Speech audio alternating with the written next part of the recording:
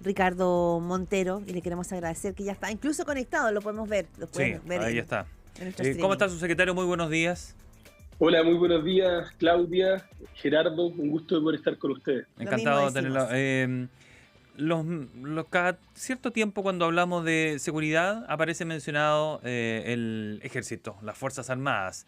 Eh, Probablemente el anhelo o la esperanza que se tenga en cuanto a pueden aportar es ilimitada, pero probablemente lo que pueden hacer es limitado en materia de seguridad. Tienen roles restringidos y uno de ellos es el control de armas, que antes estaba de la Dirección de Movilización Nacional, no era, estaba a cargo de eso, pero parece que era bastante poca la fuerza que tenía para poder hacer un control real y ustedes, el gobierno ha puesto en actividad de una manera mucho más activa al ejército en esta tarea, control de armas que están inscritas, por supuesto, las legales en Chile. ¿Cómo ha ido esa tarea hasta aquí? Bueno, es una tarea que históricamente ha estado a cargo a nivel general del ejército, como decía usted, a través de la Dirección General de Movilización Nacional, y esa era la coordinación principal, y los que realizaban la fiscalización eran carabineros, después a eso se sumó PDI. ¿Qué es lo que hicimos nosotros? Incorporar a militares, en este caso del ejército, en el control de armas. ¿Y por qué? Porque hoy día en Chile hay cerca de 760.000 armas inscritas. Y esas armas es muy importante tenerlas controladas y cumpliendo todos los requisitos que establece la ley. Hemos visto casos en que esas armas se pierden, se prestan, se arriendan, y ese control creemos que tiene que estar mucho más tiene que ser de una forma mucho más intensa, porque eso nos permite tener mayor control de las armas, y lo que ha demostrado es que mayor control de las armas está vinculado directamente a mayor seguridad. Mm. Pero ahí en ese sentido, subsecretario, ¿cuál debiera ser ahí el rol de las Fuerzas Armadas? Porque en su caso estamos hablando de ese ámbito, no de la policía, no de carabineros, no de la PDI. ¿Cuál debiera ser a su juicio el rol que podría cumplir? Porque siempre respecto del rol de las Fuerzas Armadas, siempre hay una discusión de cuánto tienen que intervenir o no en temas de seguridad y qué tan lejos tienen que mantenerse o cuánto los necesitamos. Siempre hay como una tensión, ¿no es cierto?, respecto del rol de las Fuerzas Armadas en los temas de seguridad. Eso es importantísimo tenerlo claro. Los militares hacen funciones militares y los policías funciones policiales, por redundante que parezca. Las funciones policiales tienen que estar enfocadas al orden y a la seguridad pública, y la de los militares hacia afuera, hacia la defensa. Hay casos excepcionales en que puede haber colaboración de los militares, y nosotros como gobierno hemos utilizado las herramientas que nos entrega la Constitución y hemos tenido buenos resultados. Tenemos buenos resultados en el norte, tenemos buenos resultados en el sur, cuando hemos trabajado con militares en casos de emergencia, y ahora estamos sumando una nueva hipótesis que tampoco es algo que inventamos de la ¿Ya? nada. Ya había control de militares algunas décadas atrás, principalmente con foco en clubes de tiro, en armería. ¿Y qué es lo que hicimos ahora? Para aumentar el control, para tener más gente en la calle fiscalizando armas, tenemos el apoyo de militares que ahora también van a hacer control en domicilios particulares. Entonces, un equipo especializado, focalizado en control de armas, coordinados con Carabineros y con la PDI, que van a perfilar las personas y los lugares donde vamos a realizar esos controles y que vamos a trabajar en conjunto. Esto se enmarca en una meta que nos puso el presidente de controlar el 10% de las armas de Chile. Esto es unas 760.000 armas.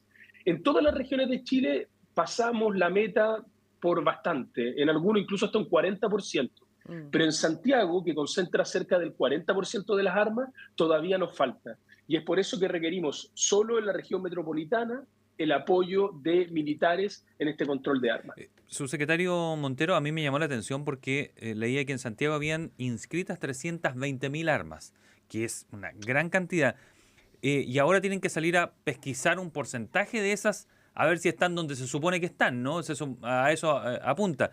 Entonces me pregunto, antes de eso, esas 320.000, ¿alguien la inscribió alguna vez legalmente para tener en la casa? Soy coleccionista, la inscribo y nunca más supimos. Es decir, Chile no tenía la capacidad o no intentaba seguirle la pista. Esa arma puede haber estado inscrita hace años y no sabemos hace años dónde está.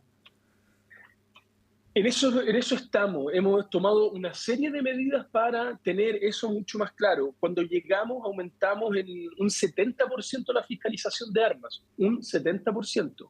Y ahí hemos ido encontrando casos, efectivamente, como usted señala, gente que perdió el arma, por ejemplo, gente que falleció, su padre, su madre, y quedó un arma ahí que no está regularizada, no está inscrita.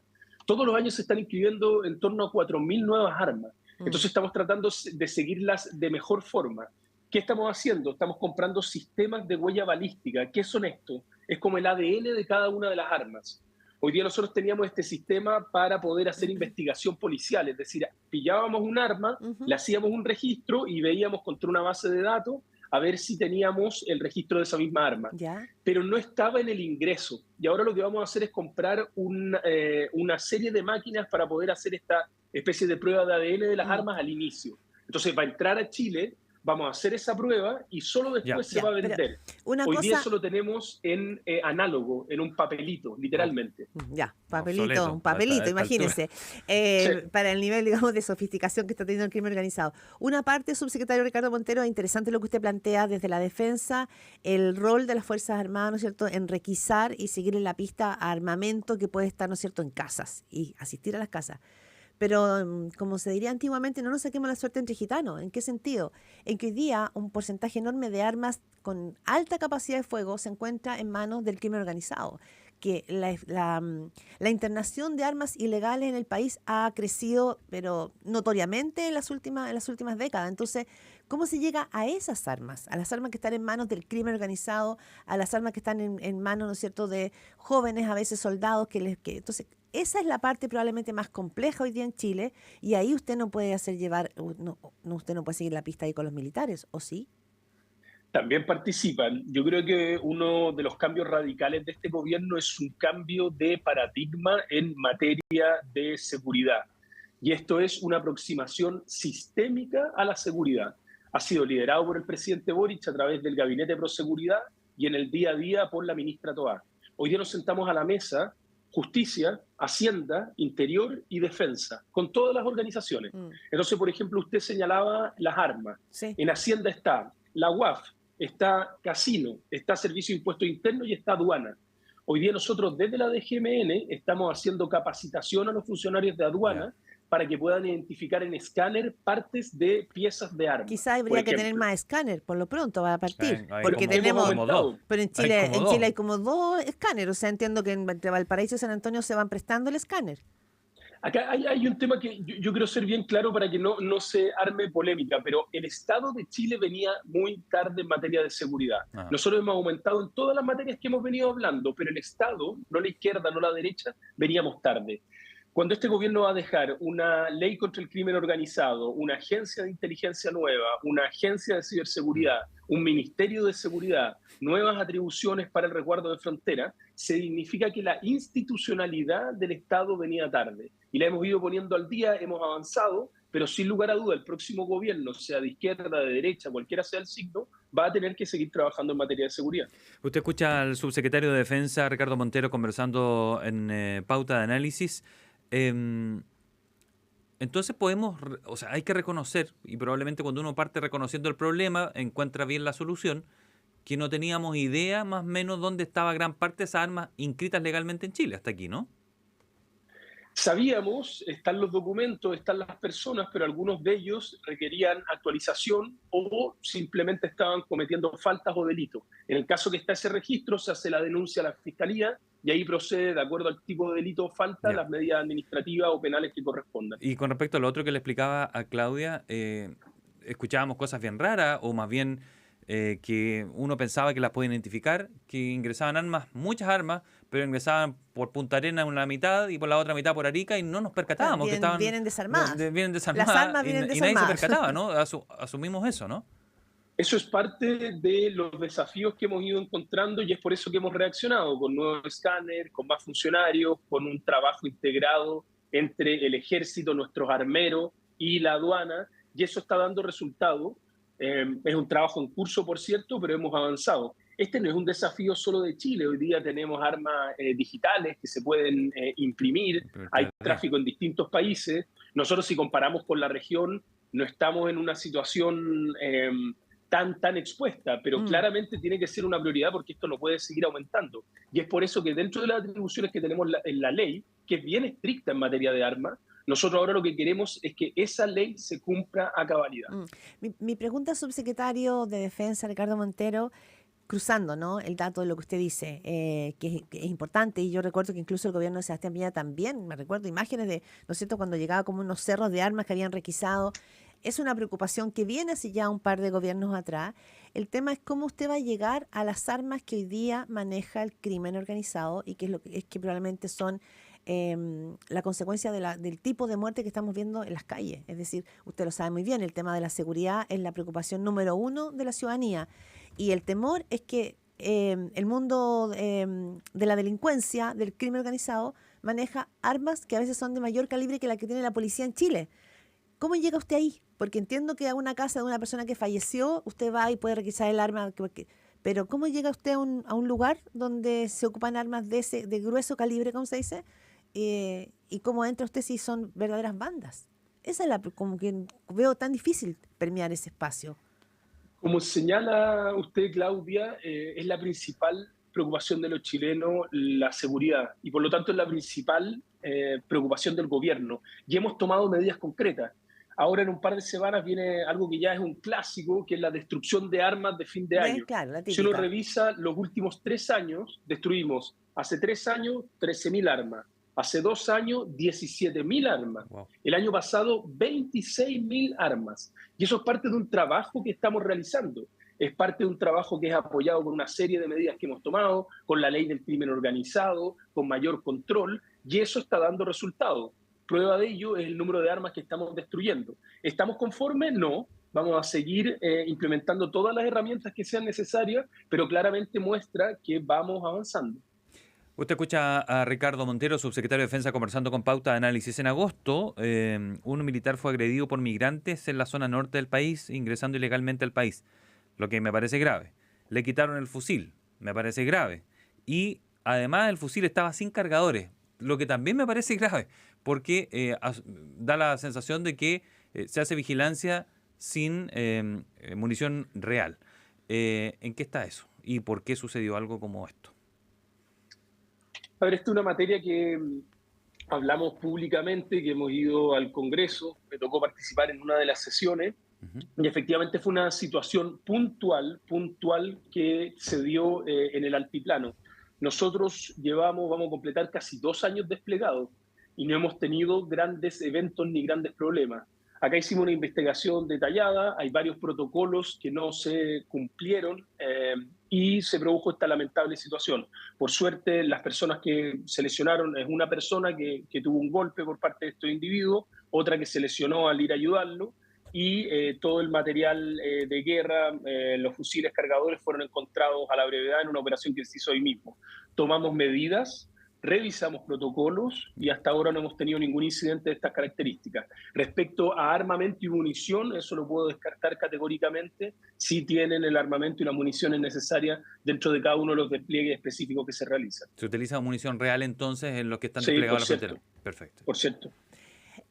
Hablamos esta mañana con Ricardo Montero, subsecretario de Defensa. Subsecretario, lo quería llevar también a un tema que tiene que ver con el rol de las Fuerzas Armadas. Estamos en un momento donde la discusión sobre una nueva ley de migraciones en Chile está, ¿no es cierto? Hay algunas modificaciones que han sido aprobadas ya por los diputados, pero esta nueva ley también tiene una correlación con que, como usted lo recordaba al comienzo, ha habido una presencia de los militares en la frontera norte, también en la macrozona sur. ¿Esto le podría dar mayores herramientas a las Fuerzas Armadas que están custodiando las fronteras en la zona norte, o da exactamente lo mismo? No conversa esta nueva ley de migraciones con el rol que está cumpliendo las Fuerzas Armadas allí.